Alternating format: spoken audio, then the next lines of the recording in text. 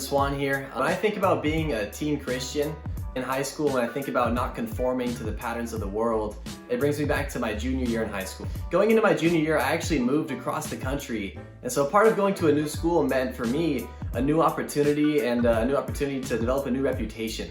Because I felt like my freshman and sophomore year, I didn't really set the best example of what a Christian should look like. So going into a new school, I was like, okay, now I can really be the person that I always wished I could be. And so upon getting there, I was pretty determined, like, yeah, I'm gonna be like a real solid Christian, everyone's gonna know it. And so I remember, and I played basketball in high school. And so I remember just a new team, new locker room. Guys in the locker room were just sort of going around talking about their sexual experiences, right, with each other, and they were joking about it and kind of going one after the other. And they were like, hey, what about you? What about the guy from California? What about you? And I remember just saying, just not really my thing, don't really want to talk about that. And so, some of the guys started to kind of like, okay, well, what does that mean? And they started to dig a little bit. And so the temptation was to start to try to conform and to fit in, because I didn't want to be viewed as an outcast. But I knew this is my opportunity. I really want to be different here. And they started to pick and they started to prod, and it got kind of bad. I remember, okay, are you gay? Do you have something to tell us? It sounds like you're gay. Like, well, no, I'm not gay, but this just isn't something I want to talk about. Well, what does that mean? And they wouldn't accept that until I was really upfront about, hey, I'm a Christian, I value purity, and this is just who I am. This is the person that I strive to be. And some people respected it, and honestly, some people didn't. And I realized that part of being a Christian and part of not conforming means that you're going to earn the respect of some, and you're going to be ridiculed by others.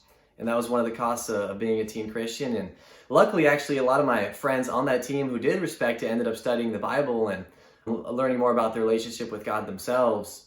But it was definitely a difficult time, and it really tested my perseverance, and I had to really be willing to stand up for what I believed in. Hey guys, when I think about conforming, I think about a situation that took place. Hey guys, when I think about conforming, I think about a situation that took place when I was 16 years old in my last year of high school. I was about to move to San Francisco for an opportunity that my mom had gotten, and I remember feeling, first of all, sad that I was leaving my friends, but also sad because I felt like I was missing out on the typical high school experience that everybody goes through. I was a junior at the time, but I was graduating early, and all my friends at the time were getting their first boyfriends, they were going to their first parties, they were doing all this first stuff. For me, I felt like I was missing out. I was a Christian. I had gotten baptized my freshman year of high school, and so I hadn't done any of these things. And I don't know about you guys, but I felt like I was missing out on all the fun things that my friends got to do. And so I decided that, I wasn't just gonna leave to San Francisco without having the experience that I felt like I deserved. So I remember one night, my friend invited me over to her house just to hang out. And so I went over, and I remember getting there, and she told me that her sister was home from college, and she said, we're gonna have a party. And I was like, okay. And I had the option, to go home, because I lived pretty close. I could have walked home, or to stay, knowing that there was gonna be a party, and so I chose to stay. And I remember that was the first time that I'd ever drank. I was surrounded by people who were drinking, they were smoking. There was just a lot of stuff going on, and that was on a Saturday night. And so the next day, my mom came to pick me up for church at 7 a.m. And I went to church that day, and I remember feeling just really guilty. I felt burdened. I felt ashamed of myself. I felt embarrassed by what I'd done. And I felt like it wasn't even worth it. And so I remember getting open to my discipler and to a women's ministry leader in Syracuse, and we had a great conversation. They really helped me just to repent and really just see how I can love the life that God has given me. But it just showed me how big conforming is, especially as a teen in high school. All of your friends are doing all the things that look fun, the things that TV tells you should be doing, like going to parties, like having boyfriends, like drinking, like smoking, just trying all these things, but there's no value in it. There's no worth in it. And so for me, when I think about conforming, I just think about worthlessness. I think about something that's garbage, honestly, something that's like a wasted experience. Because by conforming to what the world wanted me to do, I didn't gain anything. In fact, I lost respect from my friends because I chose to do what they wanted me to do instead of standing to my own conviction. So that's what I think about when I think about what conforming is. Hey y'all, conform or transform. I love this topic. I think it is so relevant, especially to my life as a teen disciple. Especially because my senior year of high school was the time where I just felt so much peer pressure.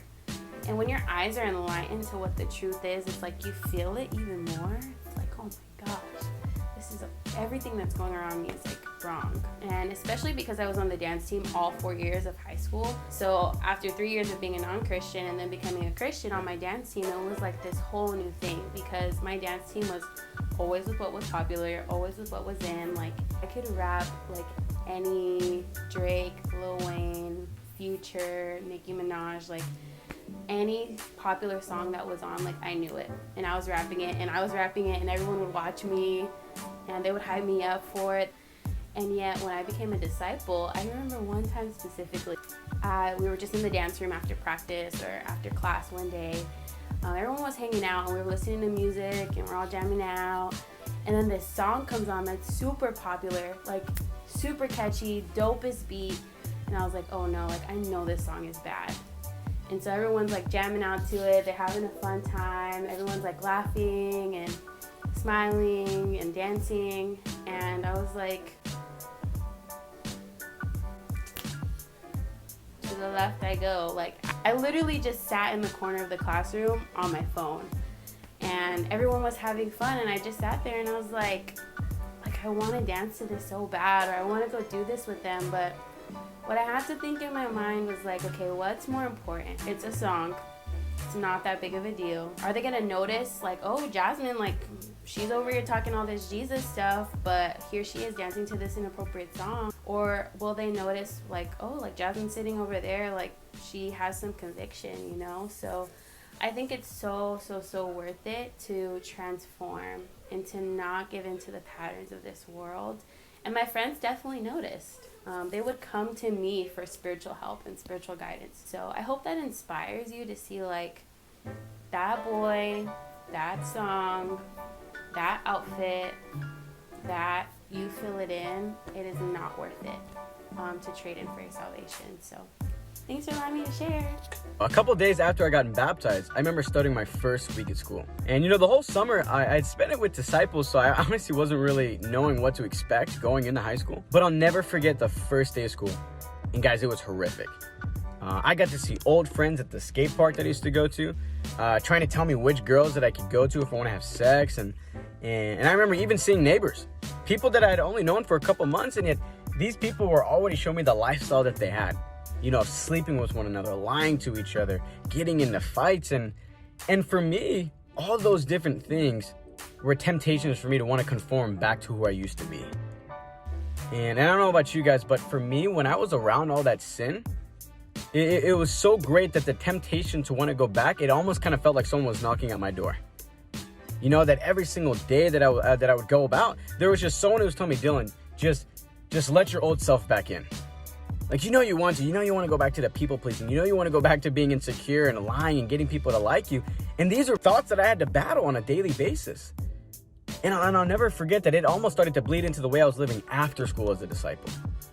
And it wasn't even 5 days in where I made the decision that honestly the sin, the temptation that I had to battle through every single day was just too much for me to go through. That I couldn't even take it, I had to drop out. That I had to have a sit-down meeting with my parents and go, Mom, Dad, if I'm going to be a disciple, if I'm going to stay faithful, I cannot go to this school. Just the temptation to want to let the old Dylan back in is too much for me to handle. The temptation to go back to being hopeless, to going back to caring about what people think, caring about other people's opinions about myself. And these are things that made me feel desperate. Things that made me feel left out. And I know as a God, I can't do this. If I want to stay faithful, God, I got to be able to do it the other way around. And for me, I had to drop out of school. And it was only 5 days into school that I got pulled out. And for me, that was a time where I was the most tempted to want to conform to the world, to want to go back to being the old Dylan. But I had to take these precautions. I just couldn't handle it. And so for me, that was probably a time for most, when I was most tempted to want to go back to conform to the patterns of the world. Sorry. Hey there, my name is Malaika Palacio, and today I have the privilege of sharing a little snippet of my life, how I failed miserably in the area of conforming to this world. Yeah, you heard me correctly. I failed miserably, and I'm able to say something like that because I'm so confident in what God has taught me over the years. But in high school, I was definitely a wallflower Christian. I was friends with some of the most popular girls in high school, and I wanted to live up to that expectation. I wanted to be considered pretty and cool and liked by everybody, and I wanted all the nice outfits and everything. And when it came to Christianity, it's not the most popular thing.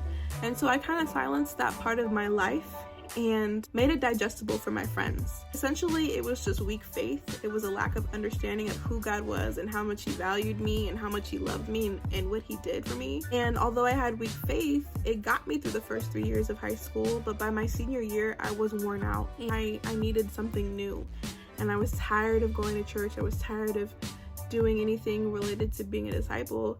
I was just tired, and so I began to conform and hang out with my friends a lot more. And hanging out with my friends a lot more turned into talking like them. Talking like them turned into dressing like them, wearing a lot more revealing clothing, and then eventually it just gave birth to sin. I started drinking, I started sneaking out, I started smoking a lot of marijuana. I would lie to my mom about where I was going. I was in a sexually immoral relationship, and I was ditching class all the time. And at the time, I really was having a lot of fun. Sin is fun, don't be fooled. But what we fail to realize is that the decisions that we make has consequences, and I had quite a bit consequences coming my way. The guy I was in a relationship with just ghosted me. Yeah, one day we were smoking and I was having a really bad reaction, and I was passing out and I was dizzy. All these bad things were happening, and my friends were really fearful of what was going on with me.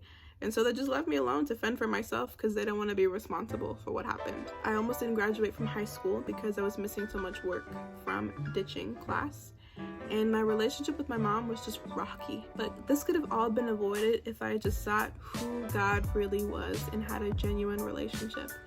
I love Romans 12 too, because it talks about how don't conform to this world, transform your mind. And when you do this, then you're able to attest to how good God is. And I just wasn't able to attest the greatness of God and the greatness of being a disciple because I didn't change my mind.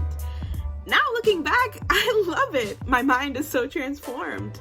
I don't feel the need to be validated by how I look or how I dress. I mean, granted, yes, I love style and I love cool things and music, but I don't feel the need to be validated by those around me. I don't feel the need to hide my Christianity. I love being a disciple. I love God. I love what he's done for me. And if this is something that you're going through, my encouragement to you would be that, number one, you're not alone. Know this. And number two, to really seek God and who he is. If you're struggling with this, you probably have a warped idea of who God is and don't understand the magnitude of love. But I'm just so grateful to share, and hopefully you can relate.